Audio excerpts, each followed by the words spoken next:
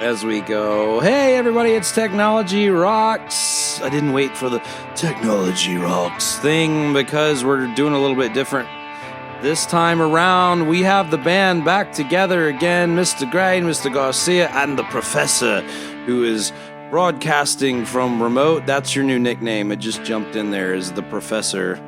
Mr. Wallace. Mr. Wallace, can you hear us? Yes, I can. He can hear us. Okay, so Ray is going to start us off with some movie news. I know I played with the Tron Aries. Tron Aries is on streaming. I don't know if anybody else watched it. Probably not, because Ian doesn't watch anything but Downton Abbey. And there's nothing wrong with Downton Abbey. And it's he doesn't even know how to pronounce it. So. I know, not downtown. What's it? How do you pronounce it? Downton. Downton Abbey. Oh, I like that. Downton Abbey. Downton Abbey. And the movie wasn't Downton Abbey, it was Fuck 'em All. So Tron Aries on streaming. This was I wished I'd saw it in theater. I'm going to say that. And Ray has always been you should have watched it in theater. Shame on everybody. Yeah, absolutely. Everybody should watch it in theater. And I don't know why I didn't watch it in theater, but now that I've watched it, I will say this. Every movie critic that said that was a bad movie should be fired. That movie was awesome.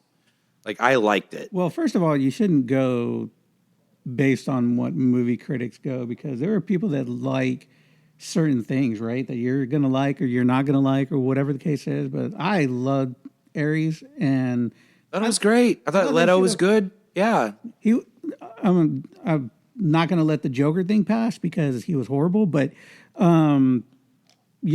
was a good movie, and I liked the throwback to the old grid, and it was just fun time. See, G liked him in Joker, and I think the reason why she liked him when he was in Suicide Squad. See, I almost said Denton and whatever. So the Suicide Squad, when he did that, she actually liked him because for once she thought they made that character have some sex appeal of some sort instead of the gross thing that they typically do with the character. I was like, I didn't see it, so I was just like, I didn't like his performance as the Joker either. Absolutely not. But Aries was fire. I mean, that movie was good. Like, I was deeply shocked. I'm hoping we're going to see some sort of resurgence. If you did not watch the ending credits scene, you need to. For the old Tron movie junkies that love the original Tron, you've got to go back and watch the end credits of Aries. It's actually really, really, it's just going to be fun. You're going to laugh when you see it because it's just fun if you like the Legacy and then the OG. But right. I did watch it. Oh, you did? Yeah. I was thinking, I was like, I don't remember watching it, and then I was like, oh wait, yeah, I did. Yeah. So I'm not going to say anything, but yeah, I did. Yeah, no, it's good, right? I thought it was. I thought it was really, really, really good. And according to sources and whatnot, I've heard that Disney is not going to do anything. They're not going to bring the series back because of poor box office. I think they're idiots. I really do. Yeah, they shouldn't have shelved it. I think they could have just sat there and waited, to have some good writers come back and do the series. But, I think they need to go back to the grid and go back to, the old stuff. Modernize it. I mean, I don't think I need to sit there and watch 15 minutes of Daft Punk. But, it would be good if they, just kind of revitalized it to where there's better continuity to it. Right. Yeah. Then, even if you make a standalone, it'd be okay. Well, my one point of constructive criticism on it is in Legacy, you can tell they used a lot of practical effect. In Aries, you could tell that it was very CGI, very I don't really fault that. It's a movie about a computer world, so it doesn't really matter to me. But I think I enjoyed the practical effects of Legacy over Aries because That was my only critique. Is I got a lot of. You remember like the first Star Wars 1, 2, and 3 when Lucas went nuts with CGI and green screen, all that stuff. It seemed like that a little bit, and in some areas, but other than that, I thought it was great. I thought the movie was original, which was awesome, because right now everything's been a Marvel reboot or this reboot or reboot of this whatever So I thought it was fun. It was just cool. Yeah, so yeah, it was great. It definitely was fun to watch in the theater. if you have Disney Plus, Tron Aries just came out on streaming, so check it out. I give it. I can't say 2 thumbs up, can I? Because that's somebody else's thing. It's not patented. I give it devil horns up. It's technology rock, so we can do the whole rock hand thing. It's. I think. I haven't really checked. If you check to see if they had it in IMAX Enhanced, but it's always like, if they have the IMAX Enhanced version there, I'd watch it in that. So you know what? I'm glad you said IMAX Enhanced, because every movie needs to be in IMAX Enhanced. The fact that I pay for a certain size of television and I can't utilize my entire television because of a director viewpoint pisses me off. I want to see my entire screen, and IMAX Enhanced, you can go watch all the Marvel movies in IMAX Enhanced now. I think everything on Disney Plus, or almost everything. Yeah, everything. I think everything that they put out, I'm pretty sure. You can now watch it in IMAX Enhanced. Yeah, and it's pretty fun. It's funny that you say that, like, like the big TVs and things like that. And, we've going back to those conversations of aspect ratio, and, that's, it's the same thing. It just, I mean, they're going to change the aspect ratio from when they transfer it from, the cinema down to, broadcast, because they're just all different.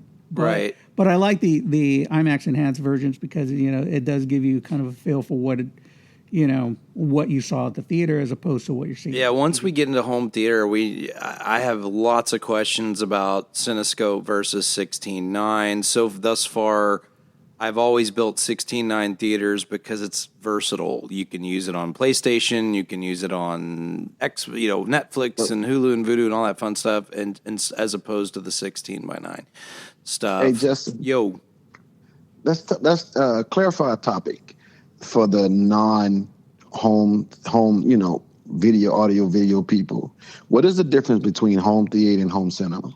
So that's a great question. So home theater, to me, there's a couple different variations there. So home theater to me, when I'm explaining it to someone, has to do with more of quality and price point.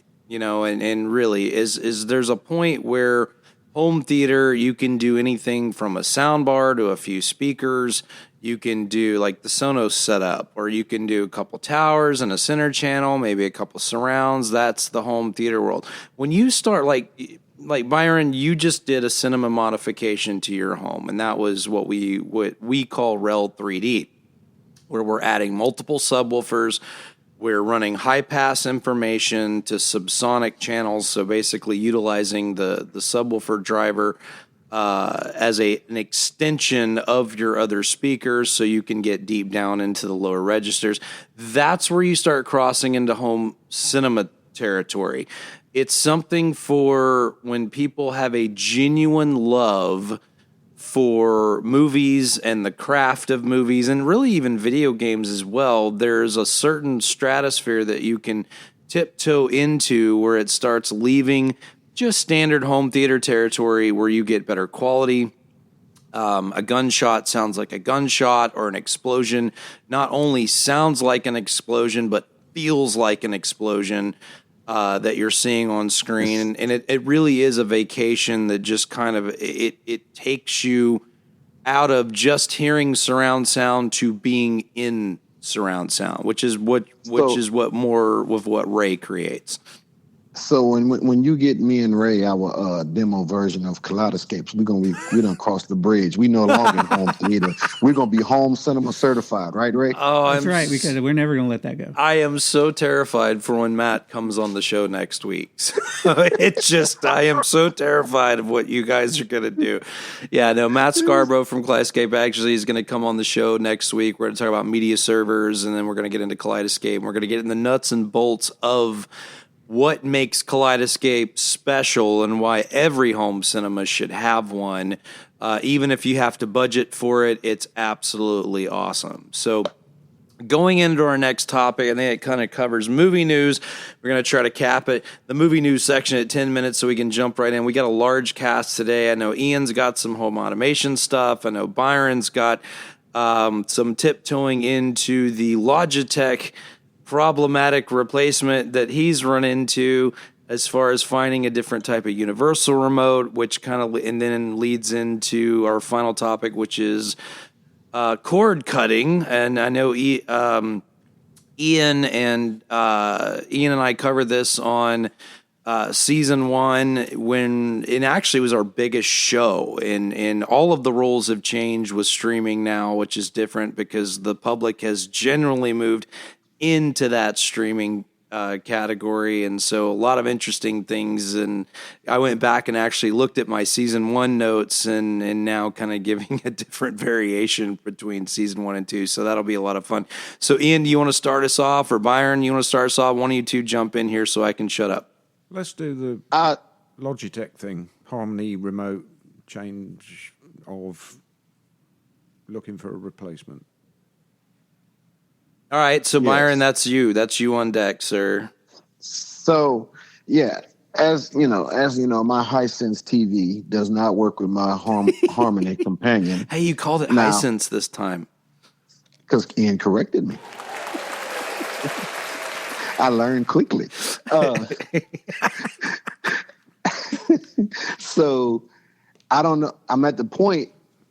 I don't know if it's an operator error or lack of knowledge, because my best friend, so-called, won't come and show me no love and help me out. Anyway, I was looking into alternatives, and I came across this YouTube video. It was like, it compared the Ava, the Sofa Baton, and the, I think, what's something Circle. I can't think of the name right now. But Ava is just like way out of the price range. They use a whole OS type scenario, and Sofa Baton. The guy who did the video says it worked with Hisense, but Hisense Sofa Baton. When I sent them an email, particularly, they was like, "No, but you can go to the cloud and probably get it." Well, the cloud is where people upload their configuration for certain things that a Sofa Baton will have in the database. And it's like, well, is it worth paying $350 and on a maybe, but you buy it from Amazon, you can return it if it doesn't work. So Byron, what is your roadblock with Hisense and your current Logitech? I mean, I'm an avid Logitech user. happens- Yeah, it's what's going on? Is it an IR problem? Is it not in their database? I don't know. Well, I had it to make it the Logitech learn it, but the problem I'm having is I can watch regular TV, using a remote. But if I go to the page where all the apps at for the, like, say, the Hulu and everything else, I can't get back to regular TV, even though it's input 1. It don't care what button you program or whatever, it doesn't come back. So what I plan to do this week, which I didn't get a chance to do, was they got a button on a remote the shape of a TV, and I read that brings you back to Google TV, but I don't think that's going to work the way I want it to work, because I don't watch Google TV. I have TiVo, which is on input 1. And then another thing happens, it gets out of sync sometime. In other words, if you hit the activity button, say to turn off, sometimes the TV doesn't turn off, and then you got to turn the TV off manually, then hit the activity button to put everything back in sync. Okay, so it sounds like there's just a bunch of button pushes then, right? Is where you got to go through menu. It's programming. It's kind of programming things in it. And so The Hisense, hang on. The Hisense TV, does it have just a single input button and then it brings up an on-screen menu? Is that what it's doing? Exactly. Okay. It has, so you bring the on-screen menu up, you have Google TV, you have something else, and then you have the list of inputs. But there's not a hot command for the input. So there might be a way we can get around that. There's a universal remote brand called URC. It's very, what's the word? Prehistoric would be the word. They've been around forever, but the thing about URC is they literally own the IR database for every manufacturer that sells anything with an IR port on it. The cool thing about URC is a lot of times they have access to what's called discrete code databases, meaning instead of having to hit input and go tap down 2 times and go over 1 time and try to build a funny macro that's only going to work once, we may be able to find a discrete code in the URC database that's just for input 1 and then shoot that input from a URC remote into your Logitech, and that might work. Because what it's doing when you're programming key remotes or key certain buttons, so if you're doing a button-to-button program, so for the audience that doesn't understand what that means, it's when you point 2 IR remotes toward each other, one of them has a learner built into it. So it catches the IR command as it comes out of the other remote. The problem is if you don't have access to those discrete commands, you can only learn the commands that you have on your on that particular factory remote. The nice part about it is because URC owns so many things out there and basically builds remotes for every manufacturer, they may actually have some discrete coding for it. So that might actually be helpful to you. I have a question. Yeah, okay. Because Unfolded Circle makes one too, but it's IP based. So I was kind of curious on how that works. But I think, it's just, if it has an app associated with device, it allows you to put the app on the remote and use it that way, which Right. I don't know if Google TV or Hisense has an app. I never ventured that. Also, Sofa Baton, the X2, he was talking about Bluetooth. Well, Hisense has a Bluetooth, but I don't know if it's if it'll work anyway, because it did say something that on a Sofa Baton on your TV using Bluetooth, it'll show up as a keyboard. But that's what I was going to say. A lot of TVs, when you're referring to Bluetooth, it's Bluetooth headphones sending and receiving and a keyboard remote. What did you have a question on, Ian? Which Harmony are you using? Is it the hub or just the Elite handset? Or Is it a companion, a hub, or what is it? It's a companion and a hub. I have an Elite and a hub, but that's in the theater. But the problem I'm having the TV with is a companion and a hub. So do you have a blaster going from the actual hub to the TV, like independent, not just relying on the IR that's being output by the hub? No, I don't have a blaster because my previous TV was a Samsung, and when Justin came and set everything up, it worked fine. Everything was fine until I just changed TVs. So I thought I could just go into the configuration and just replace Samsung with Hisense, and everything was going to be lovely. But unfortunately, the Hisense controls are not in the Logitech database, so I had to do the learning procedure. Yeah, so when you did the learning procedure, that's the problem, because when he's doing the learning procedure from the Hisense remote, he's only going to have access to what buttons he has. Right. On the remote, remotes have been slimmed down with less buttons now, and so he's only got several access. So we may be able to remedy that with the URC, but let's hear about, so you said Ava, Sofa Baton, and then U-Fold? And Unfolded Circle. Unfolded Circle. Unfold, that is the worst remote name I've ever heard of, but... and actually it's called Unfolded Remote Circle 3. No, Unfolded Circle. It's not remote getting 3. better every time you say it.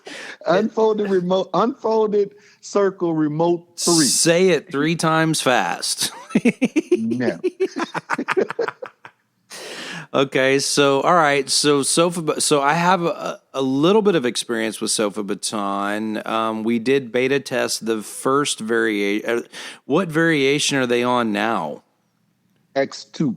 So they got a U2, but I don't know the major difference. But I think U2 is being phased out. So the newest version is X2. X1, it's available, but it's not being advertised. So But X1 was X2, the first, I would assume, or no? I Which think U2 might have been. Well, maybe so. Maybe X1 was. I don't know. I'm asking. I don't remember. This Yeah. was a hot minute when Logitech did its thing. Go ahead, just jump in. Okay, well, Yeah. I've been looking at them the last couple of days, and the X1 I think was probably the OG or whatever they call it, but they had a lot of bad reviews. But the X1S was the successor to that and has been widely well received by a lot of reviewers online, saying it's the only replacement for the Harmony Hub. But it's the U2 is just a handheld one that is a point and click. Okay. You can't run stuff that's in a cabinet unless you have a repeater from the inside to the inside of the cabinet. So if I wanted to replace my Harmony Hub, which is a potential coming up because there are certain things.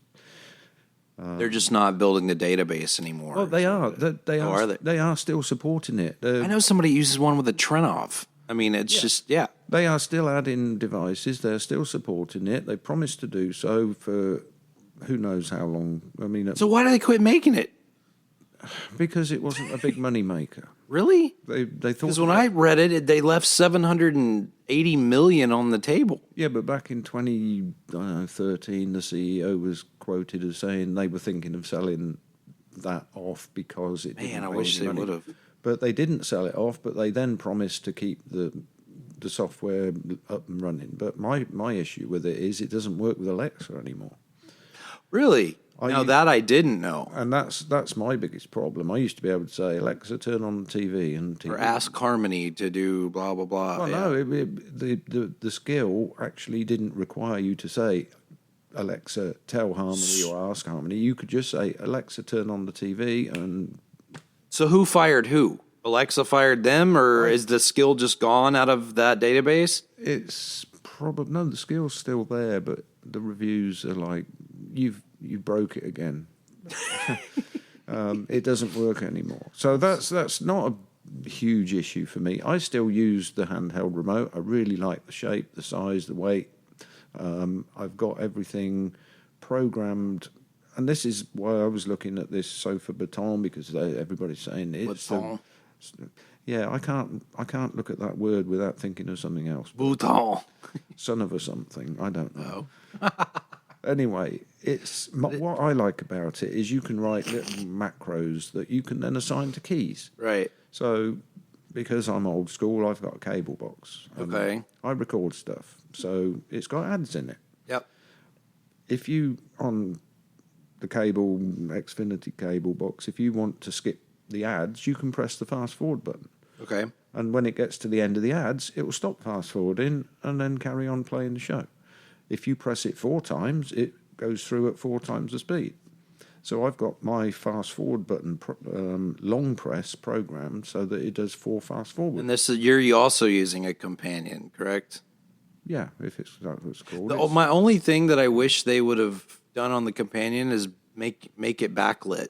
That was my only complaint Yeah. with the companion, because otherwise it'd be perfect. It was the perfect remote. It was awesome. Yeah, the problem with that, it runs off of one 2032 coin cell, so it's if it was backlit, then you'd be changing that every month. So Ava, the last time, this was a year ago, so correct me if I'm wrong, Byron.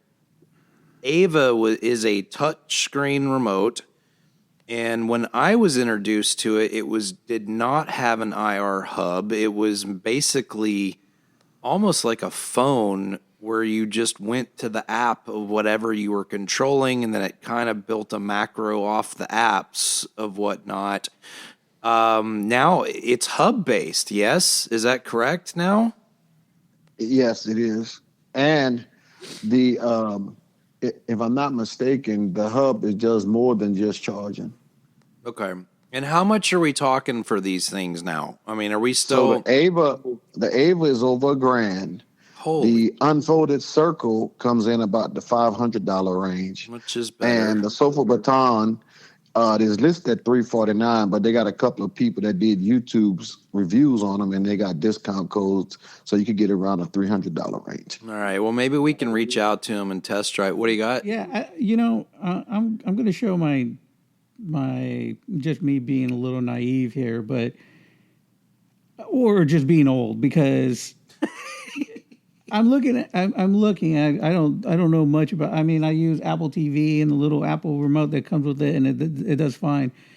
But who in their right mind is going to pay $420 for a remote, Or 1,000? or $1,000 for a remote just to change a channel? Well, But I'm just like, I don't know. Maybe that I'm just being a little naive here when it comes to technology. That's but that's why Logitech was so brilliant. Them home cinema people. That's them home cinema people does that. That's No. Hey, don't get that twisted, because I just said that I know a guy that's got a $38,000 Trinov, and he's using a $150 Logitech Companion to control it, and it works perfectly. So yeah, don't get that part twisted. I guess I'm just a little confused, because it's like I get it, right? I know that these remotes, and they put a lot of technology into it, and it kind of goes by the show. But I just I just can't sit here and justify for myself, anyways, because one, I can't afford these remotes, and I'm just like, can I just give me an old cable box where I have to walk up and press the buttons to change the channel? But like, it's just crazy to me that, I mean, they look cool, but I don't know, man. I'm a technology guy, but this is just ridiculous. So here's what I'll say. First of all, Logitech, God rest its soul, may it rest in peace, was by far, hands down, the best universal remote platform out there. It can control your lighting, can do all that stuff. Ian, with his brain, could make it flush a toilet if it had an IP address. I mean, he literally could. No pun intended with the IP address. But going through that, is that the address you pee at? yeah, no. So I'm leaning toward Ray, even though it's bad for business for me to say that.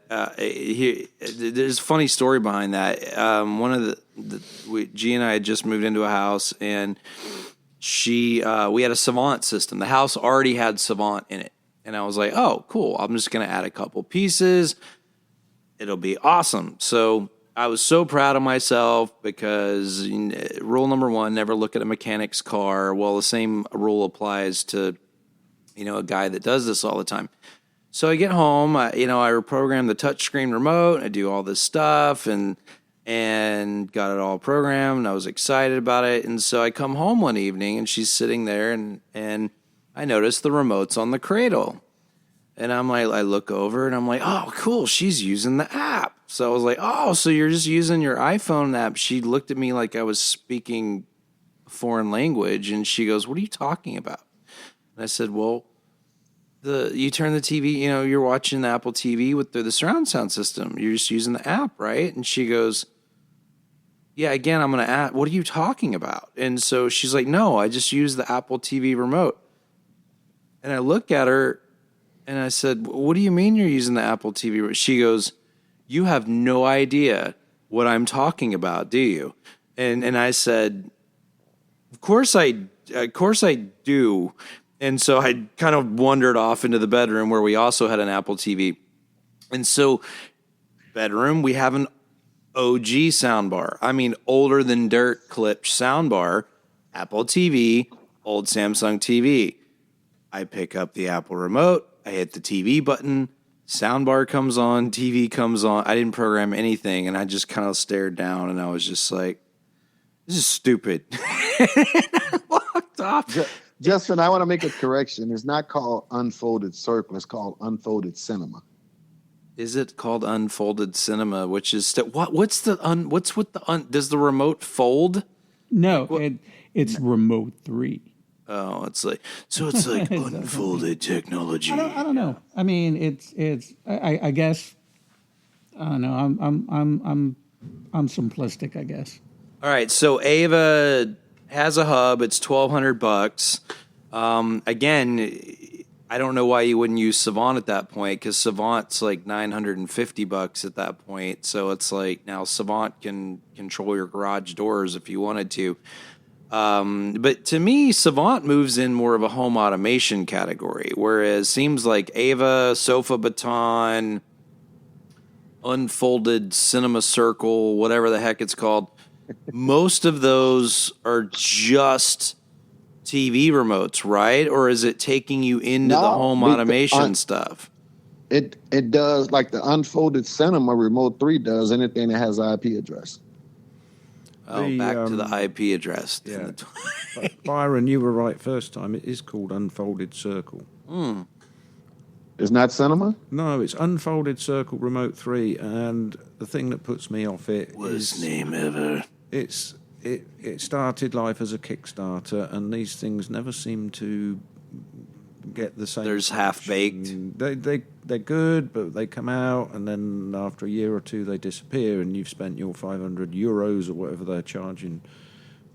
And I mean, where's the support? We should try it. We should try it and do a video on it. You know, we just get all three of them and try it. And well, they're on pre-order again because they sold out the initial batch of Kickstarter ones. So, do you realize how much Logitechs have gone up on eBay and things like that? I haven't looked lately, but yeah, no, they're like 3 times the price as they were. Well, what's 3 times of what price? Well, no, I mean you can find them anywhere from like $500 to $700 now instead of the instead of the $100 to $300. Like even the top of the line Harmony Hub, which this was the coolest product they had, but it just didn't launch, and we could buy it, and it was the hub that you could plug into Ethernet. It had an Ethernet port on it instead of putting it on Wi-Fi. That was called the Harmony Pro Plus. That was the last product that they released before they just went and then ripped the carpet out from underneath it. We ordered them by the crate. Yeah. I mean, those companions, we were selling them. I mean, we ordered master packs, which was packs of 20 of them, and we would sell through them in 2 weeks. Yeah. I mean, I found out $250. I found out, Justin, that I can my companion hub, I can put it enable cloud access and remote program and not being home. That's true. Yes, you can do that. And Logitech as well did that as well. You had the app that you could control. Well, we put them in various places. I'm trying to remember. No names come out. But anyway, we did one, and I used to manage it for him remotely. He'd call me and say, Yep. I want to do this. I'd go in, do the changes. It's brilliant. Yeah. $250. I was paying $75. Yeah. No. I'm with Ray. It's like $1,200 for a remote. It better do a whole lot more stuff for. I mean, I get it. If you create home cinema territory, you create a scene that says, watch movie, and you hit the button, and everything comes on, and right as the projector comes on, and you see video, then your lights dim, and a lot of fun things you can do with some of those remotes that you can't do with an Apple TV remote.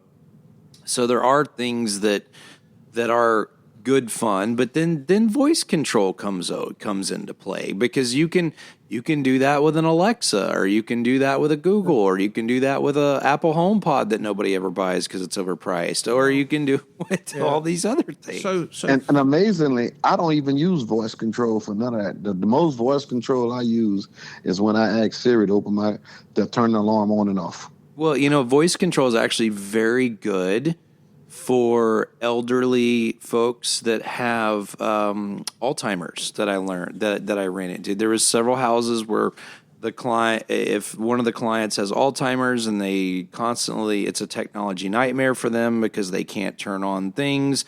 They just put little tags next to everything that said "turn on TV," and they just say, Google, turn on your TV, or hey Alexa, turn on your TV, and everything comes on, and then they have a channel list that they can announce. So it actually works really well in that application. So it's pretty cool in certain things. And Savant, I put a Savant system in for a family where the dad was a stroke victim and had a stroke and had a hard short-term memory issues. And because when you go into the Savant, you can change the background of what room he was in, and that way if he's in the living room, there's a picture of the living room in the background, or the bedroom, there's a picture. So he always knew when he picked up the remote, he saw a visual sight line of what room he was in. And I thought it was a bunch of hokey pokey and maybe it wouldn't work, but it actually worked very well, and they appreciated it because he could control things on their own and wouldn't, just rip things out and unplug stuff and everything else. That's like when I got I have a Wi-Fi enabled Beehive water sprinkler, and when I was setting it up, it required me to take pictures of the zones. Yep, Brachio does the same thing. Yeah, and I mean, that was, believe it or not, that was the best thing ever for me, because when you have the old conventional, you got zones is written in the panel. But that don't mean, Lolly Squad if the guy who installed it didn't correctly identify it. Or your power blips and everything's off timers, and or your pool controller that has the old Imax timer, and then your waterfall's coming on at 10 o'clock at night instead of 10 a.m. in the morning. Oh yeah. So I think I'm gonna go back to what you were saying. About like for people who've had Alzheimer's or any type of disability that kind of hinders them to a certain degree. So for anybody who could get on this, I threw out the challenge for them to make a remote for people like that, because I think that would be a great idea, especially when you have family members who have a specific disability, like, or people who are getting older and things like that. Because I think if you're going to use technology and you're building all these remote controls for, people who are spending $1,500, $1,600 on a remote, my challenge to them is why don't you take that knowledge and the ability of the technology that you have and create remotes that could help people with disabilities and things like that, because I think that's going to be very important, especially nowadays as technology is advancing. So not to kind of be a little bit somber about it, but I just I think you're dead on. It'll be good, and maybe not charge so much for that can kind of go and help these individuals that have these type of disabilities. Here's what I would challenge is kind of springboarding off that is a lot of these remote companies have removed numeric keypads, and a lot of my older clientele have issues with touchscreens. Their hands are cold. Some people's hands don't work with touchscreens. I know there was one specific couple where it did not matter. You handed her an Android, an iPhone, an iPad, or whatever. Her hands do not work with it because her blood temperature is cold. Most of these touchscreens run off of warmth from a touch, and a lot of it is a different pulse from almost like static. You can correct me in on that. I don't know of how a lot of those things work, but it seems like people with colder hands have a lot of issues with touchscreens. Another one of our clients that was going through cancer treatment, his hands were very shaky. I have completely been an advocate for hard button remotes. I know Savant, I'm not supposed to talk about it, but I'm going to, screw them. They're releasing a new batch of remotes that are more hard button friendly instead of touchscreen, for this very reason. And it's because the number one complaint, there's two major complaints with touchscreen remotes. One is battery life, because they have short battery life. And number two, clients want a numeric keypad. They want numeric channel up and down. They want hard button up and down. They want a hard button keypad. They don't want a slider, and they want numbers. And that's the thing. And that's why I thought the Companion I liked the Companion more than the more expensive Elite or the Pro. because I didn't, if I'm half tired and half asleep in my bed, the last thing I want to do is look down at a touchscreen, I want to go by feel, and that companion kind of had a feel on the numbers of it. And that is the biggest complaint with a lot of these universal remotes, kind of springboarding off what Ray had just said, is because they want their darn channels, and by God, they've earned it, So, they've earned having their channel buttons and their channel keypads, and stop telling them that they're doing things wrong, but yeah, no, that's a great. So Byron, maybe we should reach out to him and see. I did. I sent him I sent Sofa Baton and Unfolded an email asking for U.S. distributorships. And I never got a response. I never got a response. Well, because most of them are in China, I'm sure. Well, no, and then use the radio show. Just say, "Hey, I'm on a radio show, and we have a YouTube channel. We'd love to review these remotes. Where can we test drive these?" Okay, without doing deep dive research, but just what I've read today on the Unfolded Circle is it's a Kickstarter, so they do not have any distribution other than you're buying direct for them. They're on a pre-order for their second batch. Gotcha. Those kind of things, like I said, I've backed things on Kickstarter which seem like the best thing since sliced bread, and they're great, and they come out, and then a year later they've disappeared. Yeah. The other thing I've just read about it, which may affect your thinking about it, is that it is designed primarily to work with Home Assistant. And if you haven't got Home Assistant running on something, then you're going to need to go out and buy a Raspberry Pi or whatever and get. What is Home Assistant for? It's a home. What is? It's a kind of a home hub setup. Okay. Yeah, it's the Apple automation side. You can run it through an iPad or a HomePod Mini or whatever. I had to do the same thing for my garage door openers to be able to be voice controlled by Siri. Yeah. No, that's HomeKit. Home Assistant is more of a do-it-yourself. Like me, Redneck, Hightech Redneck type setup. But it's similar to like Smart Things and all the other things that I use, like Habitat. But I've got Habitat and I've got a Raspberry Pi running something, Hoobs, I believe. But and I've also got Apple HomeKit, and they're all integrated.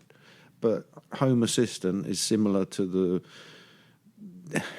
And it takes one update to create chaos. Yes, it does, and it's a user-driven thing. It's like the. If you ever call Ian and he's in a bad mood, chances are one of those things didn't update. Now he's got to go through and figure them all out. Ought to update brick something. Yeah, no, exactly.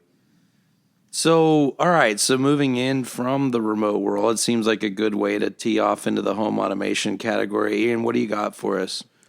Not a great deal. I was just going to start on talking about things like I've just talked about, but in terms of, I don't know if any of our listeners out there are really into wanting to set up great big home automation systems, or even to get into that platform area.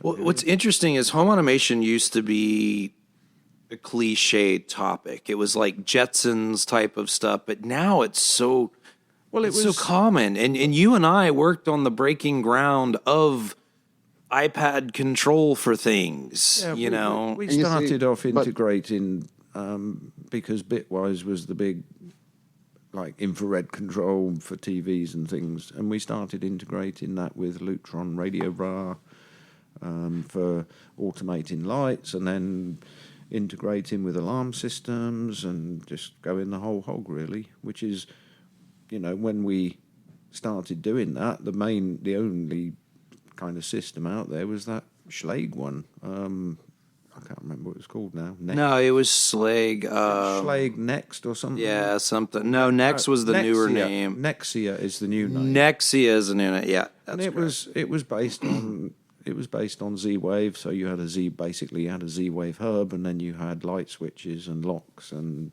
other things, but those were the early days of Z-Wave, and it never really worked very well because none of us really understood the concept that they were trying to put forward of the mesh network, but it was more you were daisy chaining. So you had the hub in that room, you had a light switch in that room, And they were different protocols. and then you had a lock on the back door. Well, the lock never worked because it wasn't in a mesh; it was at the end of a daisy chain, and it kind of fell over.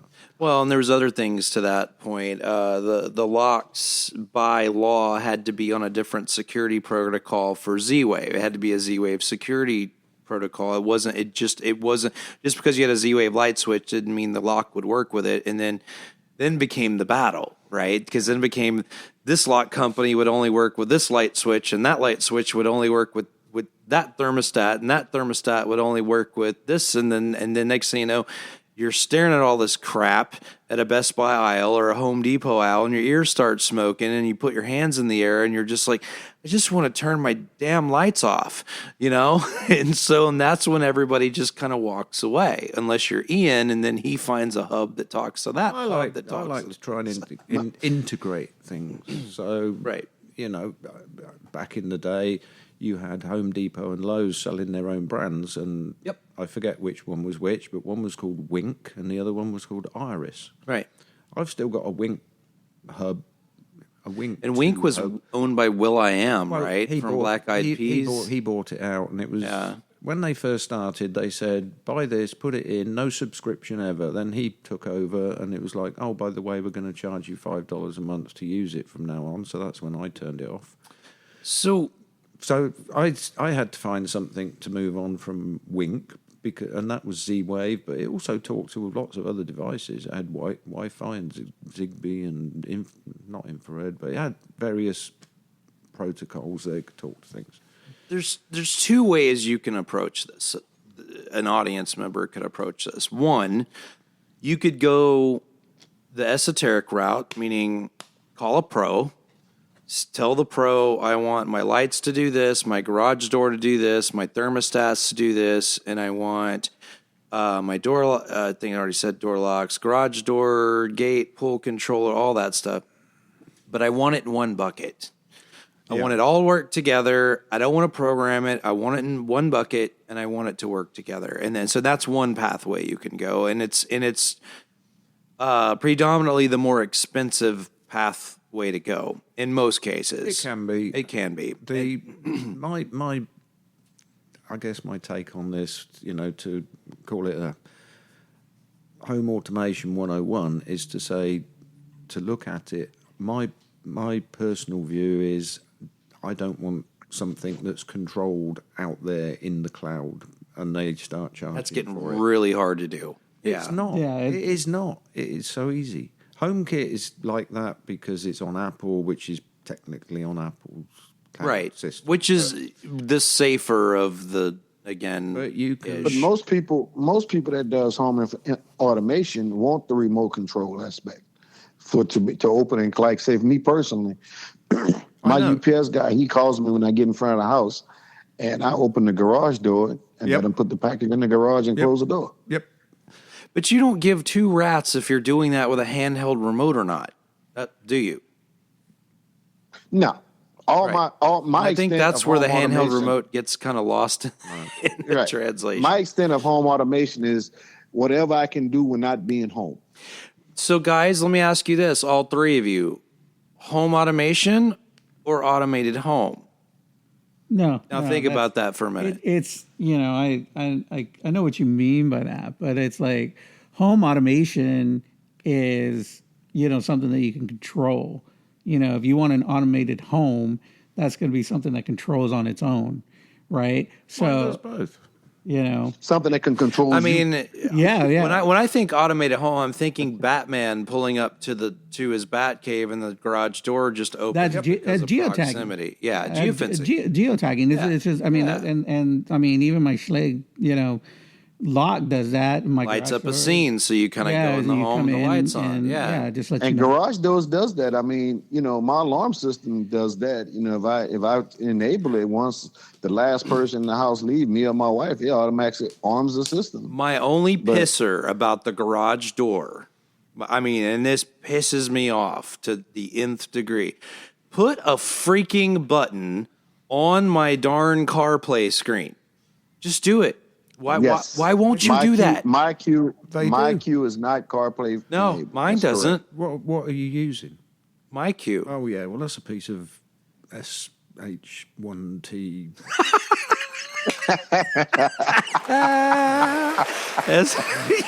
No, listen. That's not very redneck of you to sit there and spell it out. So Ian says it's a piece of. There we go. In terms of you used to be able to integrate MyQ into some of these homebrew systems, but MyQ were just like, no, we want to make money off it, so we're not going to let you do that. So if you want it, you got to pay us. I don't know. I use MyQ at home as well, and half the time it keeps telling me it's offline. So I just Well, if you've got Apple HomeKit, then I do. You can buy something on Amazon. There's two names which sound the same, but they're basically the same product. They're less than $40. You connect it to your garage door opener, and it talks to Apple HomeKit. And when I go out, and you've seen CarPlay, I put CarPlay in that 2014 Nissan. Yep, Redneck, that one too. And it's a great big navigation screen. Right. And I'm backing out the driveway, and I can lock it. Well, I can't because I've got the reverse camera on. But if I'm sat there in park with CarPlay on, in the bottom right-hand corner, it shows me the garage door, and I can open and close it. Yeah, it's show me. You show me what hub to order. I'm ordering it today because that is the one thing that makes me mad. Okay, so if I'm backing out the driveway, so the camera's on, so I can't see CarPlay, and I forget to press the button to close the door, and I back off, and I'm driving, and I think, oh, did I close the garage door? Does it show you on the screen that it's closed? It will say open. I love that. Now, once I have to dig for my phone to look at it. But once I get probably half a mile away, that goes away. So it doesn't take up it's real estate on the screen all the time. It's like you talked about geofence. So it's geofence, yeah. So when I'm driving... What did you call it? Geotagging. Geotagging, okay. It's same thing. It's, yeah. So when I'm going home, when I get within half a mile, it will pop up, garage door, and I can open it when I feel comfortable. How is it doing it from a half a mile? It's geofencing. It's doing it. It knows, my phone knows I'm within half a mile. Interesting. My Nest thermostat does it too. I had to switch them from my phone to motion because it goes into the eco mode if my phone wasn't here. But the problem with that is if I'm gone and someone's still at the house, then it'll burn them up or cool them down too for when it shouldn't be running. So I switched them to motion to where. And you can also schedule a time of day, but whenever somebody walks by or whatever, then it goes back into programming mode. So, yeah, you got to teach me how to do that. That's cool. Where most people's so going back, so there's two paths. You go to the pro route. Pro kind of shows you X, Y, and Z, or the DIY route. If I were to coach somebody on the DIY route, DIY. Yes, DIY. No, DIY. DIY. Do yourself it. Yeah, no, I guess DIY. Yes, no. That's it.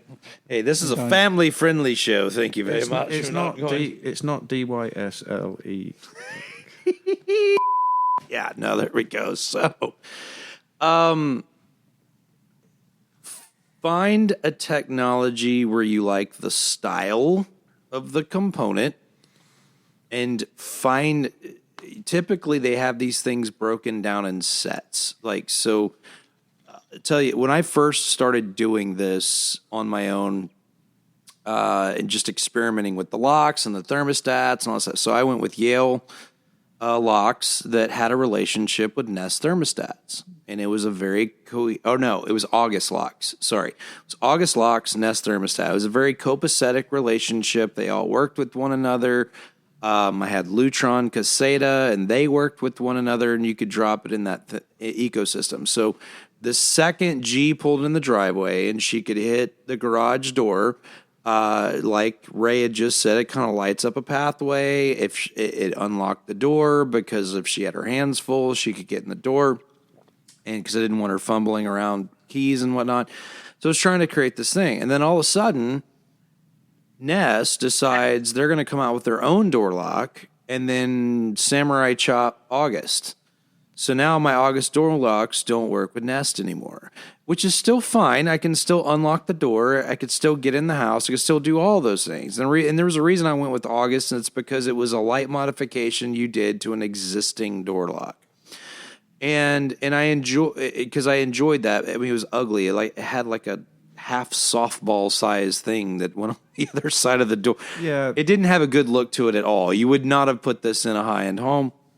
But the thing about it was, make sure there's a steady relationship between the vendors that say they like one another. And like Ring is directly related to Amazon, which means it's going to work with Alexa, which means your doorbell is going to work with Alexa. But then that crosses into cloud territory that Ian hates for many, many reasons. And The cloud has its place when you need it. Like Byron likes to be able to control things when he's away from home.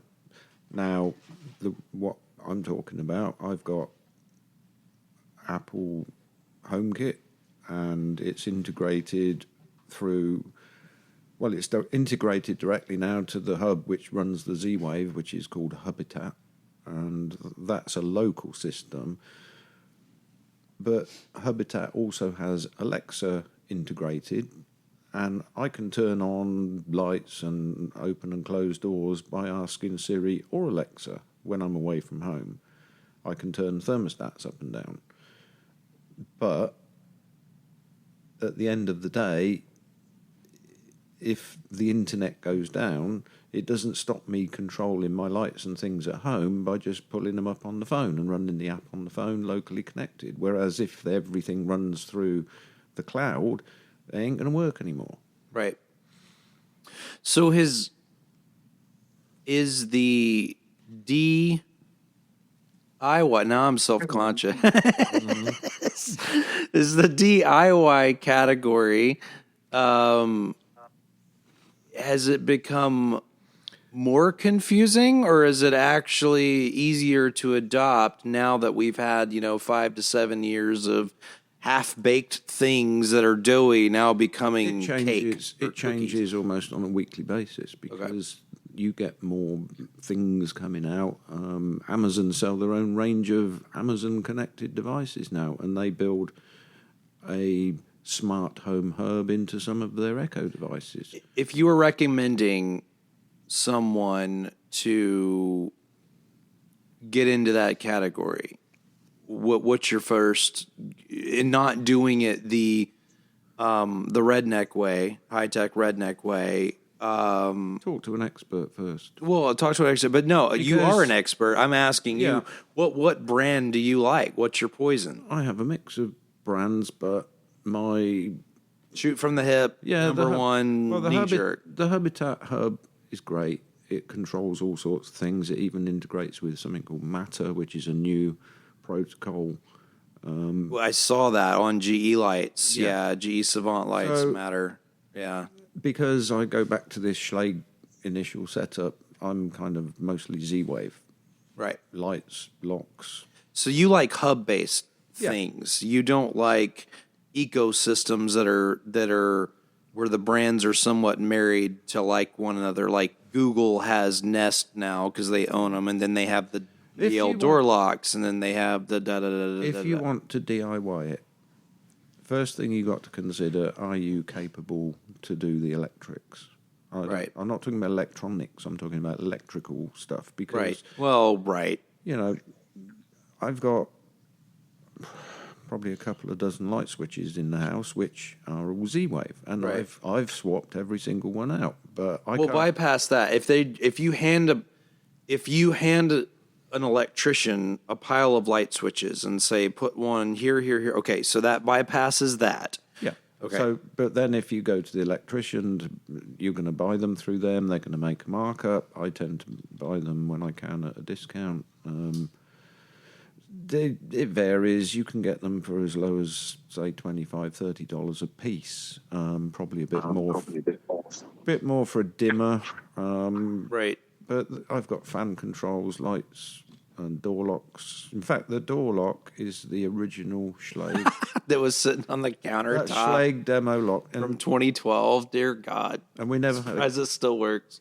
we never had a key for it. So about a month ago, I actually went and bought a cylinder for a Schlage lock, and now I have a key for it as well. So I can. You were talking about something the other day. I don't know if you used it on yours or your neighbor used it. It was called, I'm going to totally butcher this name. It was, why is the word kiwi stuck in my head? No, it was a lock cylinder thing. Yeah. Okay, so you're talking about level lock, which I was going to bring up. Level lock. Yeah, Okay, right. Level. Byron, you need to listen to this. This is cool on the level lock. Level lock is a replacement for a deadbolt on a door, and it doesn't look. I mean, you can actually get just the bolt bit so that it doesn't even change the hardware on the door, inside or out. It doesn't have the big hockey puck thing like August used to have and still does in some cases.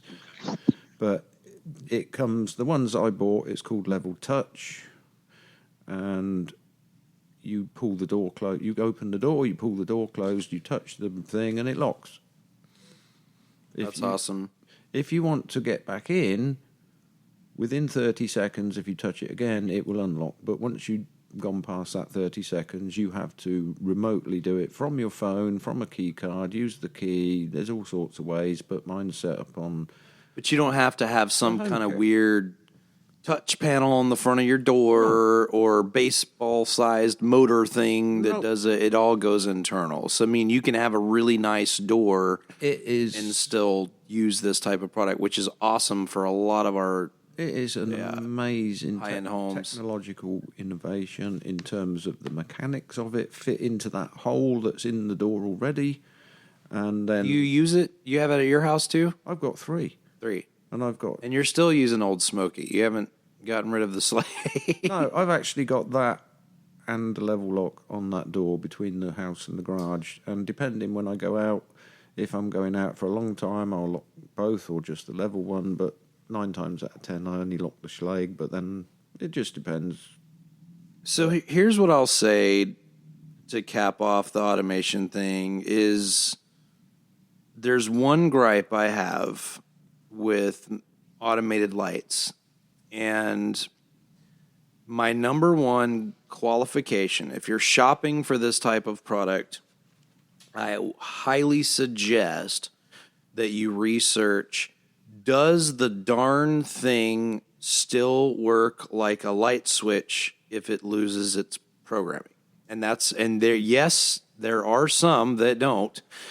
And I would say avoid those things like the plague. And you would be surprised some of the higher end brands and the esoteric automation companies that are out there. I mean, really large automation companies that they put these keypads in there that do not behave like a light switch if your Wi-Fi crashes and you can't turn your bedroom lights off or you can't turn your house lights off. Or all my light switches, they just look like standard. Right. It's just light switch. What they call, not the paddle ones, Decora. Yeah. They all look like that. They have a little blue LED at the bottom that's lit where you can change it, but by default when the light is off.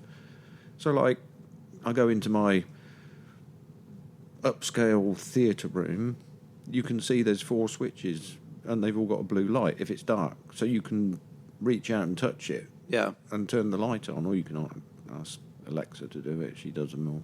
Right. But there's also fan controls, and you can adjust the fans up and down. And Alexa, bless her, learns which switches are in which room. So you go into a room and say, Alexa, turn on the lights. She turns on the lights in the room you're in. Right. But if you then want to turn the light off on your way out the door, you can just press the button. And if the internet's down, if the only thing running is a generator on your house, it will still turn the lights on and off. So Lutron and their new Radio Rod 3 product and even Raw 2 Select has now wireless proximity sensors that you can put up the runoff watch battery. That so you're walking in a hallway upstairs in your house and the lights in the hallway go tick tick tick tick tick. They turn on and lights up a pathway as you walk in. and then they turn off as you walk out, which is also pretty cool. Now, I do not advocate for those in a bathroom. Ask me how I know, but yeah. otherwise you're kind of doing this wave move, like, hey, what's going on? Well, You know, I've got- a lot of fun things out there with home that- automation. that's I guess that comes more under automated home rather than smart home automation. But I've got those basically proximity switches. They're not connected to anything else on the network or anything else. I've got them in closets, the laundry room, and bathrooms. Right. And you walk into the laundry room, light comes on. Right. Yeah. No, that's a pantry, same way. Yeah. If you're in there, Yeah, that's I have it in the pantry and if you're doing that, and my garage. I have them in the garage also. Yeah, you just want to see your shiny motorcycles and golf carts. so Watch it now. Watch it. yeah. So, there's all different ways of doing different things, but I do have proximity sensors that are Z-Wave sensors that you can use to turn on and do other things, not just the lights in that room, for instance.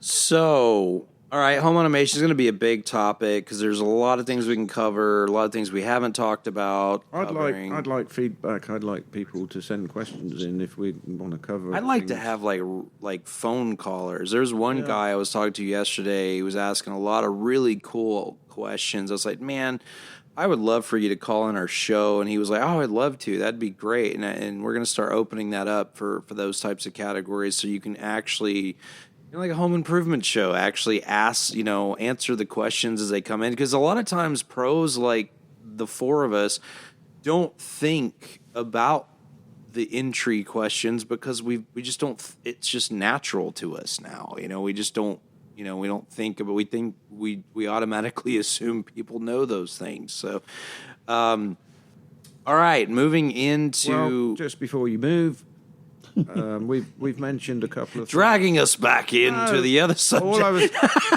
I'm not dragging you back into a subject. I'm actually segueing into something minor. Is that some of the things that we've talked about we can put links to, but we will put them on the Facebook page. Yes, Facebook page. For love of God, we have lots of listeners. Find us on Facebook, except for Ray. He lives on a desert island and does not have Facebook. Yeah, I don't like Facebook. Yeah, there you go. Yeah. But that's where links to things like the garage door opener we can put and the level lock. Yeah, no, I'm going to open you two to Access Technologies page, and then that way you guys can put links and stuff like that. Is that like a sponsorship? Is that a sponsorship? Yeah. That's what. No, Kaleidoscope. You're not Kaleidoscape? getting a kaleidoscope. Poor Matt. Matt's going to. No. It's going to be a fun show next week. He's not a doormat. Yeah, no, he's not a doormat for sure. So going in real quick because we're like at an hour 7. So once again, we have gone over time. Hey, Dave Ramsey goes to like a minute 45 or an hour 45, but he's way more interesting, way more popular. But we'll get there. All right, I'm going to go around the room real quick. Ian, how do you watch television? Cable TV, Okay. Amazon Prime, no other streaming services. Okay, so cable TV, Amazon Prime, cable TV is an Xfinity or Direct? Xfinity. Okay, so box. So you have a big cable box. Yeah. And Okay. How much does that cost you a month? Well, I think I sent you something the other day. It runs out in March, but I'm basically paying. It was under 100. Okay, so But about $80 to $90. But that includes my super high-speed internet. Okay, gotcha. And it's not the basic TV level. I mean, cut it down, but in March it runs out, and I need to renegotiate like you do with these things. Renegotiate. Ray, what are you doing? I use Apple TV. No, I know, but for live TV, are you using YouTube TV? You're using YouTube TV. Yeah. Okay. Yeah. I wish they would, stop raising my prices. Yeah. Well, I'm gonna get to that. Yeah. Byron is. As I laugh, what do you like to use, Byron? I'm a TiVo guy, so I rent Cable a TV. cable M card Yeah. from the cable company that goes in my TiVo box. For those So that don't know what for- TiVo is, he has to fill it up with gasoline every time he wants to watch Oh, television. it's cable TV.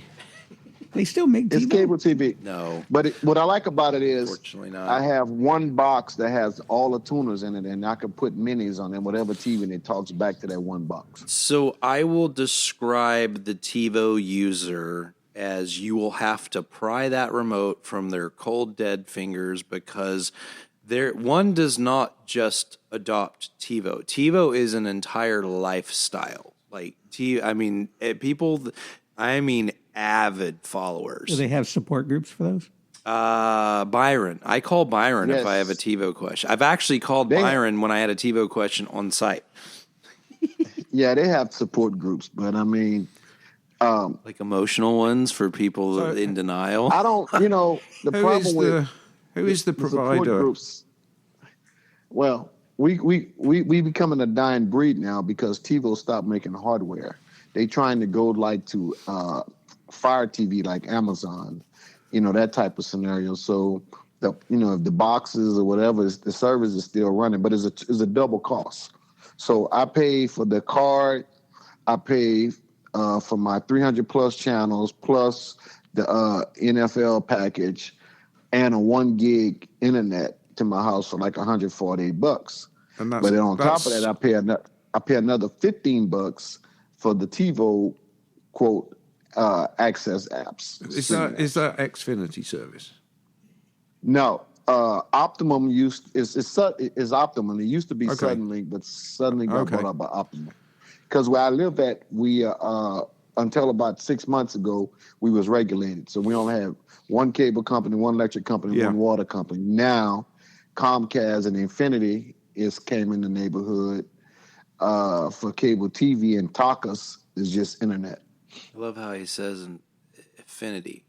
Not Xfinity, but affinity. Affinity. He has an I love affinity that. for Xfinity. I love that. He says It's like Hassan and it's then like DYI. yeah, exactly. It's like That's the Southern Louisiana version. Do yourself in.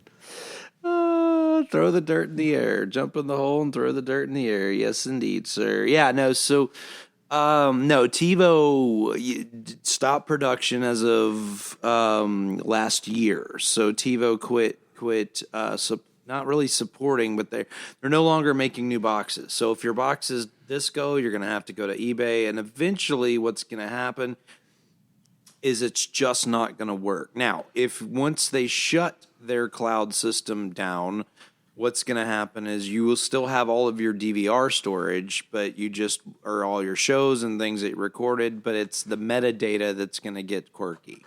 I think kind of some of the research I've done. I think the death of the actual cable card is coming soon. Oh no, I think it already happened. It already has. Yeah, it already happened. It already Yeah, has. no, Brian. So Brian Optimum is the Bowie one- had said that too.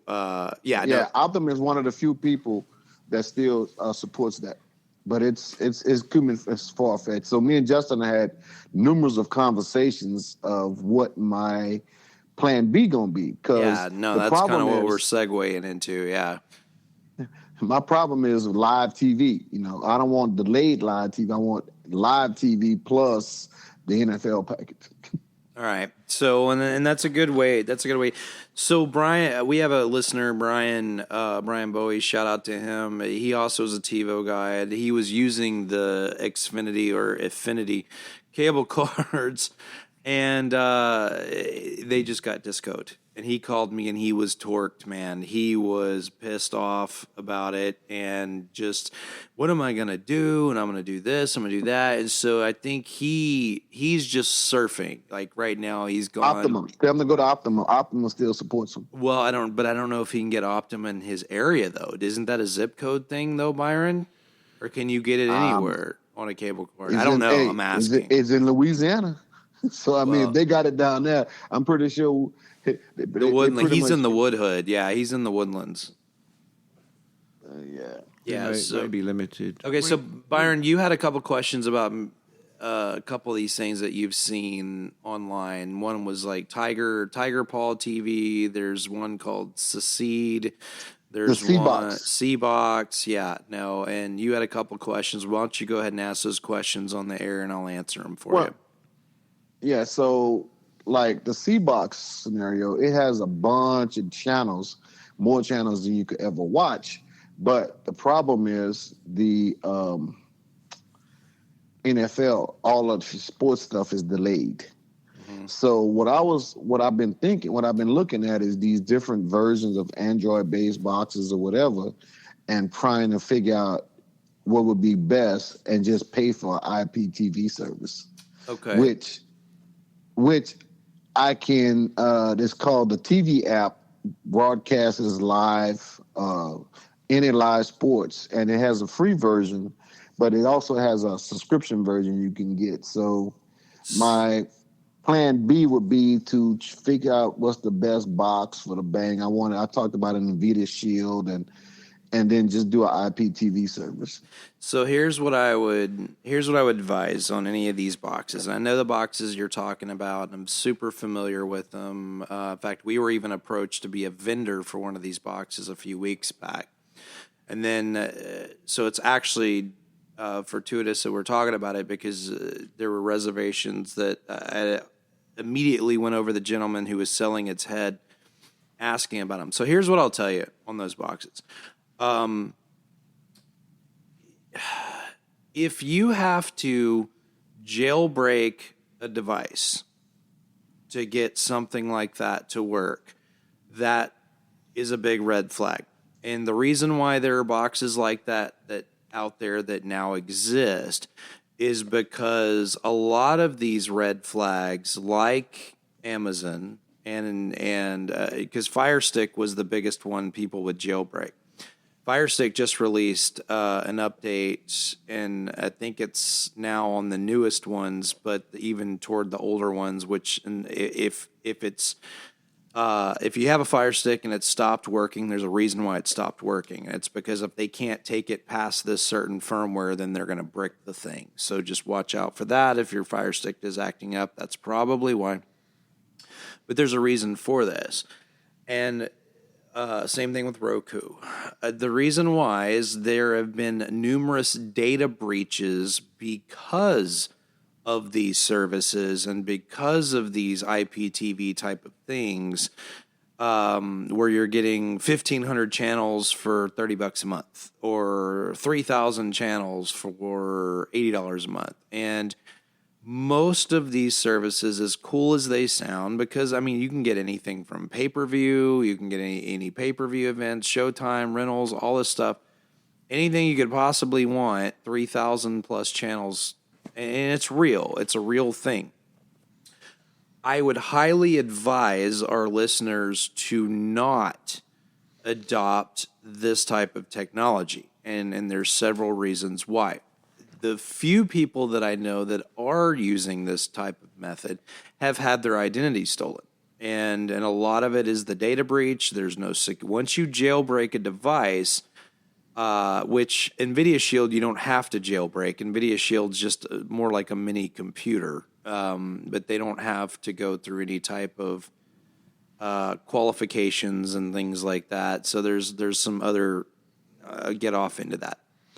But I do not recommend anyone doing that type of method, even if it's cheap, even if it's free, even if it's awesome and convenient and things like that, for a few form factors. One, your identity isn't safe, meaning your credit card numbers that you have to put in to do those types of things. You've basically given them to a hacker that's going to give you those services. Number three, all of those things could disappear tomorrow. Number four, you could be one of those people that get sucked into when the big bad government or FCC or whoever it is decides they're going to crack down on all of these methodologies. You could be a victim to that, even if you're using a VPN service. All it takes is a big enough attorney with a big enough pocketbook to say, "Hey, we're going to get your information and you're going to give it to us," and they will. They're not going to. I mean, Pirate Bay's done it I don't know how many times. So it falls into what I call the Pirate Bay territory. It's just one of those things that it's frowned upon. It's not on the up and up. Yes, it does exist. Yes, I know people that are doing it. yes, most of those people have their credit card stolen and have identity issues. So if we're referring to some of these boxes, or you're referring to jailbreaking one of those boxes, meaning Roku or Amazon, or I think there's another one out there that you can do. You're opening yourself up to a whole world of trouble that you may not be looking for. No, if you are going to adopt that type of medium into your daily watching, I would say that's where I would go with the debit card method. Get one of those reloadable debit cards, use that for nothing but that purpose, along with an email that you use just for that purpose.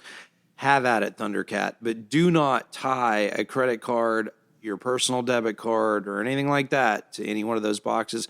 I'm just not a fan of it. I've seen these things in action. The other thing that suffers when you're using these is video quality and audio quality. The video quality isn't the best, the compression rate's not the best, and the audio quality is maybe stereo at best when you're watching your sports and whatnot. So I'm not a giant fan of that particular type of medium. So I didn't mean to shoot a hole in your balloon, but it's just one of those things where as I started looking into it and getting into it, it just has Danger Will Robinson written all over it. Yeah. One of the big issues with they call them unauthorized Android TV boxes, but they're available from Amazon, Best Buy, Walmart, wherever. But and they can vary in range from like $40 to $400, but they are technically unauthorized, and if they're frequently advertised way to stream certain types of subscription content for free, so that's why people are buying them. But they are all subject to these things called botnets, and they're being hacked, and something called Kimwolf, KIMWOLF, which is a botnet, which is basically searching out these boxes all around the world. They're big in this country, they're big in Russia, they're big in South America. They're these people that are just trying to disrupt the internet. So they build this botnet, which is basically using your device as a proxy forwarding service on the internet, and then they get them all to send out the same requests at the same time to the same website, which is a distributed denial of service. So if they're trying to bring down a website, they'll get all these bots on the internet to send these requests to that same website, maybe a government website, maybe Microsoft, maybe somebody, but that's a DDoS attack. So if you've got one of these cheap Android TVs and you didn't set up any security, or it didn't come with any or whatever, then it's more than likely been infected by this botnet, and that's going to cause problems down the line. Not necessarily to you, but it's and that's not the only one. There was another one called Void, VO1D, which did a similar thing a year or so ago. Lots of it about. So going into it, here's what I'll say for the older audience. Don't listen to your kids. Guys, if you like your cable box, there's nothing wrong with your cable box. If you enjoy a numeric button pad, then by God, you've been around long enough and around longer than they have. Use your cable box. So a lot of times streaming is overwhelming for folks. Everybody has gotten into, well, not really now. When streaming first came about, everybody was cutting the cord, so to speak, because it was saving X, Y, and Z money. But as Ray just said a few minutes ago, it's not. They've all figured it out. All the $39 a month type of deals, sweetheart deals with 4K television and multi-screen viewing, that's all gone. It's just as expensive as cable television, if not more expensive than cable television in most cases. Because you still got to pay for internet on top. You still got to pay for the internet on top. So pay for internet, and then not everybody watches YouTube TV at the same time. So like, for example, me and my wife, we'll watch Netflix, or we'll watch Paramount, or we'll watch Peacock, or whatever the case, because you have certain series, right, that are only dedicated to those apps. And now you're paying for, and me and Ian had this conversation outside before you got here, where you have, like Amazon Prime and Paramount and Peacock and these people, and you're paying for subscription on top of your internet, on top of your YouTube TV or whatever, streaming service you get your local stations from, or whatever the case is. And then on top of that, you're like, hey, we're gonna, you pay a couple of bucks extra and you don't get ads, but then you're still getting ads, and you're just kind of like, well, where does it go? It never ends, and these people. It's everybody. Here's the thing. Everybody's figured out a way to get your $90 is what it is. And that's what it boils down to, Byron, is everybody's figured out a way to get that. So, Byron, you're an NFL guy, right? You like football. What about basketball? I really only watch basketball during the finals, the playoffs. Okay. So I'm not a big basketball type, guy. Okay, gotcha. Okay, and what about in baseball? You're not into baseball? No, not at all. So as a football guy, your top choices for football would be Xfinity Cable or DirecTV Stream. Fubo is right underneath that. YouTube, if you want to do the Sunday ticket thing, you can always... That's expensive. Yes. Well, NFL Sunday ticket is expensive as well. But if you want quality and live coverage with the most options, then Xfinity Stream, DirecTV Stream, or Fubo are going to be your jam. Everybody else is limited, but because that also covers basketball. So you're going to get the Rockets, but mostly football. But most of these services, counting from the bottom and going up, if you want to save the most money and you just care about football, then Hulu plus live TV is your option. Because it's about $80 a month, so you can do the bundle. You get Disney Plus, you get Hulu Live TV, you get ESPN. Then part two of that scenario is once TiVo's gone, whatever streaming box I get, I got to put one on each TV. Unless it's a smart TV. If it's a smart TV, well, upstairs, yes, you'll have to have like an Apple TV or some sort of platform to go with. If you're an Apple user, I would 100% advocate to get an Apple TV. It's just a natural fit. If you're an Android guy, then I would go with Roku or Amazon or something like that. But if you like Apple, then Apple TV is just a natural fit. It's easy to use.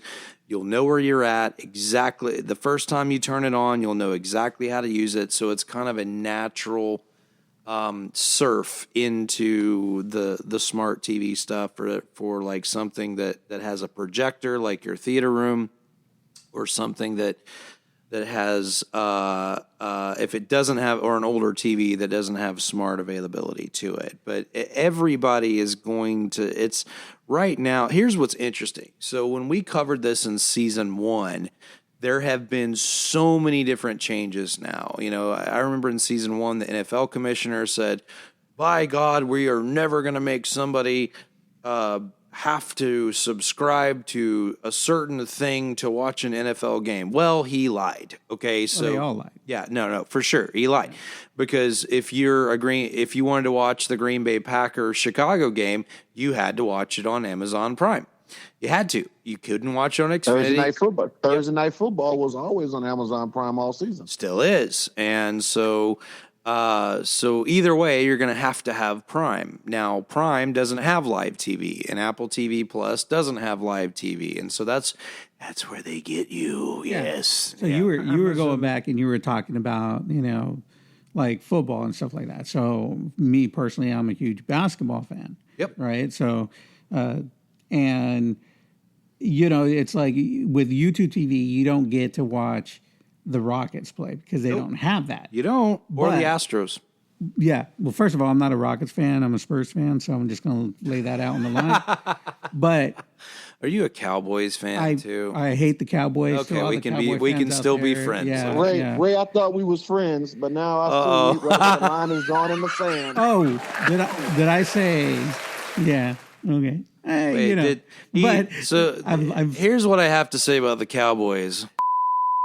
All right, now we're good. but yeah, I've always been I was an Oilers fan, and I'm going to stay a Texans fan. So, but with that being said, even this year, you're talking about Amazon Prime showing football. Well, now for basketball, right? You have Amazon Prime, you have League Pass, you have Peacock, you have Dear God. NBC. Which is Peacock, right? Which is Peacock, Okay. but you can watch the games. But here's the biggest thing was ESPN, right? And it's not just regular ESPN that you got to buy. It's ESPN Unlimited in order for you to watch certain games. So that doesn't even come included with your current Disney plan, because then now you have to cancel that. And then because I am a huge Spurs fan, I'm willing to do it. But it's still stupid, but I do it anyways. So you need to go to DirecTV Stream. You need you couldn't even do that even on Direct. You can't. No. So on Xfinity, DirecTV Stream, Fubo, you get the Astros RSN, you get NBA, you get the Rockets RSN, and you get all the NFL stuff. And that is on Fubo, DirecTV, and Xfinity. Those are your top three. All of those plans are now between $85 to $95 a month. DirecTV Stream is the most expensive out of all of those. They can get into $115 a month as you start getting into different add-on features like movie channels and stuff like that. Is now, if I were to order them on audio and video quality, then the order changes. DirecTV Stream has the best audio and video quality of the streaming platforms. Then it goes to Xfinity, Fubo is last, and then YouTube's actually right under DirecTV, but you lose all your stuff. You don't get the baseball stuff, and you don't get the Rockets stuff. So yeah, I'm not missing much on the Rockets. Just to point out, you can get live TV on Amazon Prime. So they have live TV things, yes, but that's not. Is that powered by Tubi? No, it's got. I'm just looking down the list. We got KHOU 11. So I didn't know that. We've got. What about RSN? ABC 13. We've got local channels on live on. So that's a new thing. I did not know that. That's interesting. And that's included in your Prime membership then, right? Yep. So Byron, do you have a Prime membership? Yes, I do. Well, then there you go. That's the answer to your question, because then you're not paying. You're only paying $100. What is a Prime membership run? I don't even know. I think it's $100 a year, something like that. It's about double that. So that would mean, if that has all that, that would mean that's the cheapest cable television plan out there. Yeah, I'm sure there's some add-ons on there that you got to worry about. I'm pretty positive. PBS, KHU 11, NBC News. What about ESPNs and all those? BBC Top Gear channel. Oh, well, see, that's worth it just for me right there. The Rings of Power channel. All right. Scripps News, CNN Express, the Grand Tour channel, Doctor Who Classic channel, the Graham Norton Show channel, Fox Local Houston. So it's all like Tubi, but it has local stuff. Well, there's a lot of local channels. So here's the rules with local.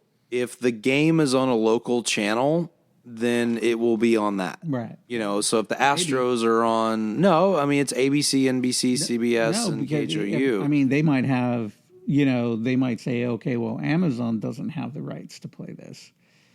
Oh, so they might block it out. What a head. See, and this is why I did the emoji on the graphic for this show. It's like, what a headache this is. I mean, the sport. What's making this such a pain in the butt is all of the sports people that can't get along with each other. So I'm not into basketball or football. I like baseball. Right. So I have Xfinity, which has the Space City home that's the network. RSN, Regional Sports Network. Network. Used to be AT&T Southwest. Yes. Yeah. So that's where I can watch live Astros games, unless they've been farmed out to Fox or Apple or somebody else, in which case I have to watch it like on Fox, not on Apple because I don't have Apple currently, but through T-Mobile for the last several years, I've got MLB TV. Right. If I go to MLB TV and try and watch an Astros game, even if they're playing away, it won't let me. No, you can watch the box scores, like you can watch the on deck stuff, but you can't. It's like a dumb video game looking thing. Yeah. So it's like if I supported somebody else, like he supports, I don't know, the Spurs from. I guess you're talking San Antonio, so maybe that would still be home market. I don't know, but so there is an interesting hack. Okay, so if I supported the Dodgers, I could watch every single Dodgers game. Correct. On MLB TV. Right. None of it blacked out. I could watch Angels game. Unless they're playing the Astros. The Giants. Well, that's because the Astros bought their own TV rights. And there's a lot of sports teams that are starting to get into that. Yeah. So what it was is the Texans, the Rockets, and the Astros all went in one together, and then they bought AT&T. They bought their own channel. Is what it was. And now, the big issue with that is I can't watch it outside the house. Like, I can watch Xfinity channels on this iPad, Xfinity Stream, but only watch the Space City home network if I'm on my home network. So there's an interesting thing I want one of us needs to try, and it'll be harder to try. There was a client of ours that moved from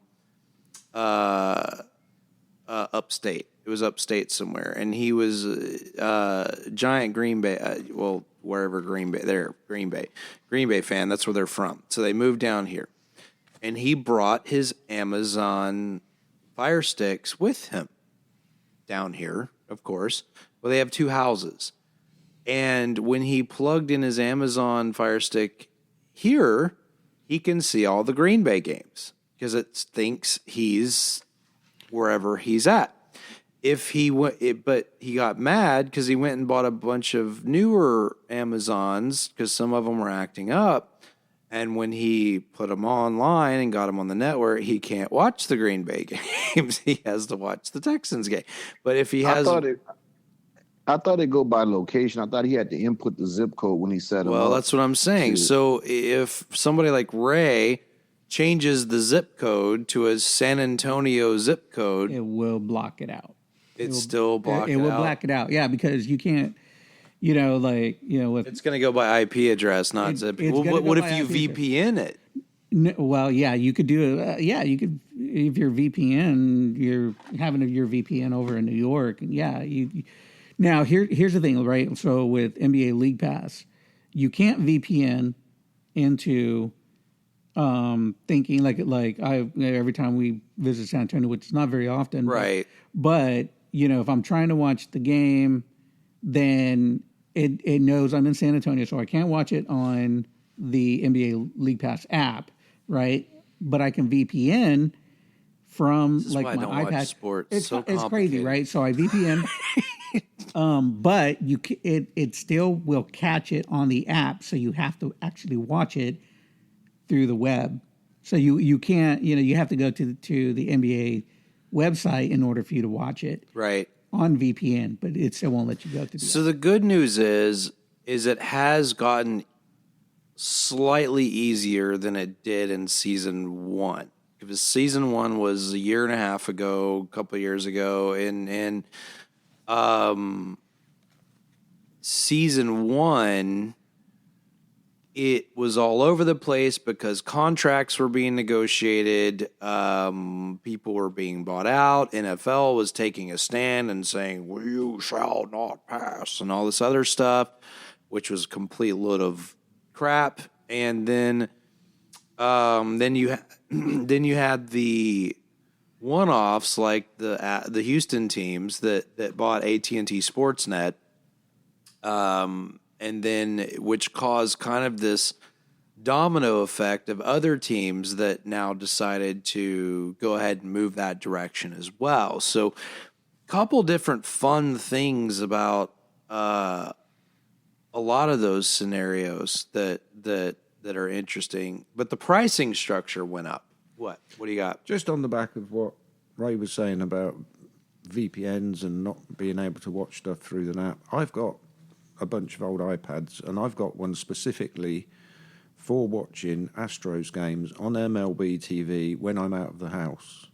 But I have to do a VPN connection, and before you do the VPN connection, you have to basically reboot the iPad, turn off, make sure location services are turned off, because it doesn't just rely on your IP address. Yeah. It knows where you are because the iPad says, I'm here.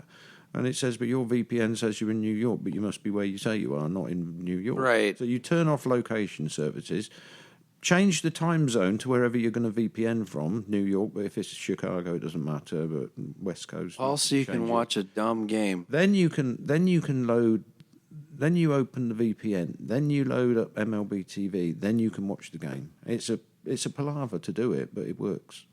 So I'm going to come in on this, right? Because this is it. So Unify, right? Unify Networks. Right. They have their own little, side thing, Amplify. So about 3 years ago, I had the Amplify Alien router. It's a great router. It was fast. It was quick. It was just amazing. They have a thing called Teleport. Okay. Right? And it works like a VPN, but what you're doing is that you don't pick your server, you pick your home-based server. Something turned off. Yeah, no, I think wiggle your mind. There you go. There, better? Yep, Yeah. yep, Right. that's it. So you pick your Technical difficulty. Yeah, technical difficulties. You pick your you go through the Teleport app, and it connects directly to your home network. So wherever you're at, it thinks you're home, whether you're in New York, Which is what he was doing. Toronto, Yeah. or which is what Yeah. So that's what I really liked about that. Why I took it off of my network was I don't know why. So here's the thing. If you're on the hunt to save money, you're not going to. So no, seriously, that's the short and long of it. You're not going to. All of these services, to Ray's point at the very beginning, have moved into the stratosphere where they're charging. They know everybody's after your. It used to be $30, but now everybody's after your $80 a month. It's just what it is. It's going to be $80 to $100 a month. How much is Apple TV now? Apple TV is still the same. It's like 10 because they haven't changed Well, it. they're doing me a favor this year. Oh, they're doing the F1, right? They're doing F1. They bought the F1 rights. I've got to sign up to Apple TV Plus. To I think it's like F1. $10.99. It's not that bad But that's what I Apple paid. TV is also showing sports now, though. Yeah, but Too. before you leap off there, I was paying that much just for F1 TV. It's true. I could watch anything and everything on F1 TV, but F1 TV wrote to me and said, your current subscription will expire in March. You can't renew it because Apple TV have sole rights for F1. So what I'm going to say, though, is if you're not careful, you're going to get into a situation where I want Peacock, I want Paramount Plus, I want HBO, I want Disney, I want F1, I want, and all of that money that you saved by kicking the big bad cable company in the groin and cutting the cord. And all they're going to take off is You what just you made pay it's just for- more expensive. But all Yeah. they're taking off is what you're paying for the TV. You still got to pay for the internet. Because, well, and the other thing, so, And if you stream everything and you've got a family of 4 or 5, and then guess what? You you're gonna go over- cap out. so Yep. then you have to start paying more. My neighbor complained Exactly. about that. It's all. So let's go back to Byron's world. Byron's a TiVo guy. With TiVo guys, that means Byron's a DVR guy, right? Here's the thing I'll say. Okay, so let's just go pros and cons, streaming versus the other. What I like about streaming is on demand is plethora. You can watch anything when you want, how you want it. Some days if it's like live shows like Voice and stuff like that, you have to wait the next day to watch it. Okay, so you can cancel it at any time and try whatever you want, whenever you want, with no penalty. You can't do that with a cable box company. Can't do that with a cable service. Number 3, the quality has gotten better, and it's convenient. Meaning, you all you have to do is have a smart TV. You don't have to call, make an appointment to get a cable box. Whole 9 yards. Number 4, this one is the one that Byron may hiss at me on.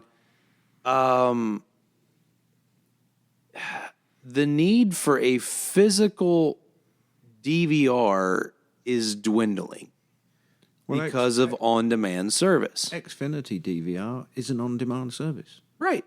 There is no disc in the box. There is no disc drive. Yeah, no, but so Byron, is there a disc drive in TiVo still, or is it all cloud-based like he just said?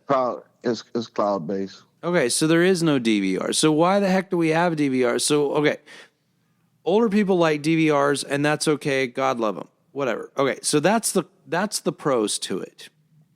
All right, the cons to it is if your internet goes out, you're screwed. Yep. Okay? And I'm going to... But in my case, if my internet goes out, I'm screwed anyway because my cable and internet comes from the same person. True. That's a good point. Which, you still have that going for you. The only place that works is if you have a physical satellite dish, right? Okay, or a 5G mobile internet connection. Here's my biggest gripe with streaming: no numeric channel numbers on streaming platform, so I can't aimlessly flip. I don't have a channel button. It's the menu. When I go look at a TV guide, it looks like the darn menu from the Cheesecake Factory. It all looks wonderful, but I can't. My ADHD kicks in, and I can't make a decision. You lose a sense. You sounded like Einstein. He couldn't make a decision what to wear, so he bought 6 suits of the same exact. And he had awesome hair, just like me. So thank you.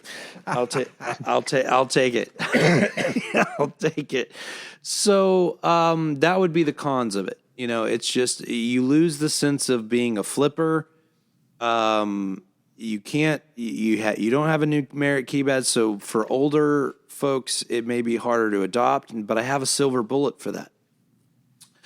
So DirecTV released this new thing called the Gemini.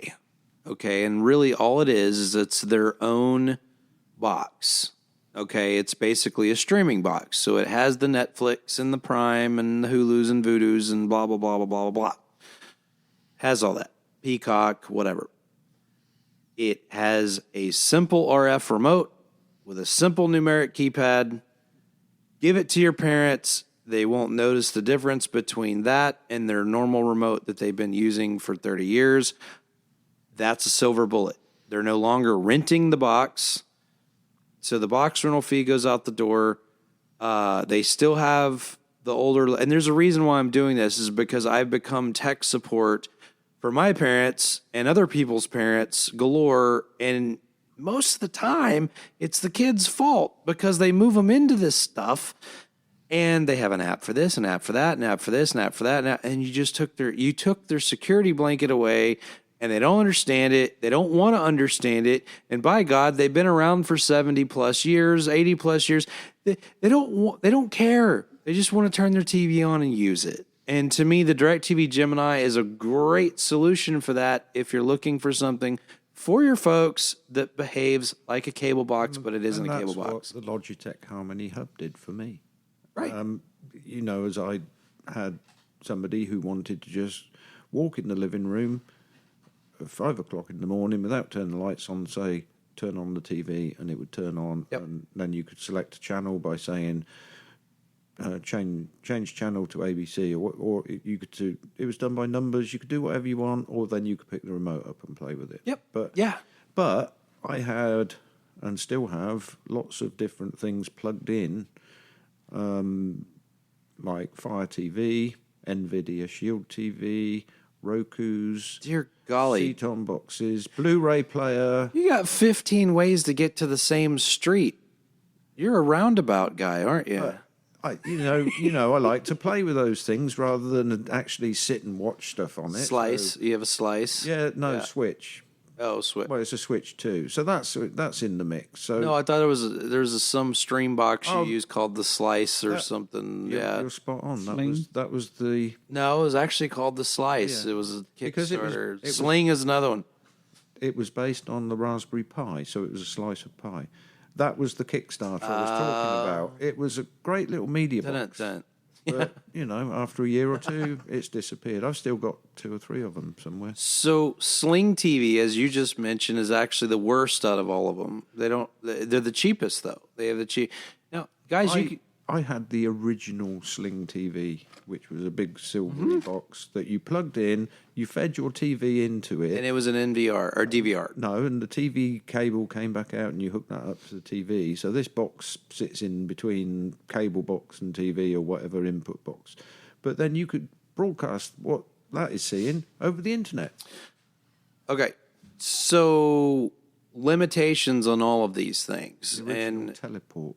the so the limitations on streaming is how many streams you can have active simultaneously. And so YouTube TV, it's 4, meaning if you have a household larger than 10, well, let's be honest, most of your kids don't watch TV anyway. They'd rather be glued to their phones. Not like the good old days where everybody wanted to watch TV. So 4 is a limitation. DirecTV, if you pay a certain amount, is unlimited. Fubo is 10. Xfinity Stream is also unlimited if you're on the same IP address in the household, because they don't want you giving your grandparents or whatever your Xfinity Stream load, which that was happening already with Fubo and all this other thing, because they were trying to limit streams and whatnot. So it's become a diluted, convoluted mess. If you're an audio quality, video quality guy, Xfinity, DirecTV, Fubo, YouTube. If you're an audio quality, video quality, and you love all those things, and you don't give a rat about sports, YouTube moves up the list, and it's like the top 3. YouTube's just limited on baseball, basketball. It's more, they have football galore because they own NFL Sunday Ticket. So I do not have a bedtime story for you guys. You're screwed on pricing.